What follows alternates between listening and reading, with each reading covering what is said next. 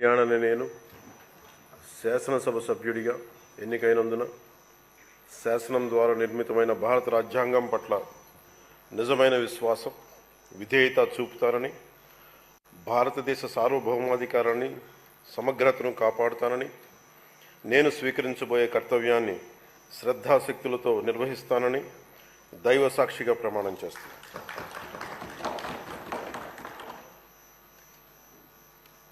కొణిదెల పవన్ కళ్యాణ్ అనే నేను ఆంధ్రప్రదేశ్ శాసనసభ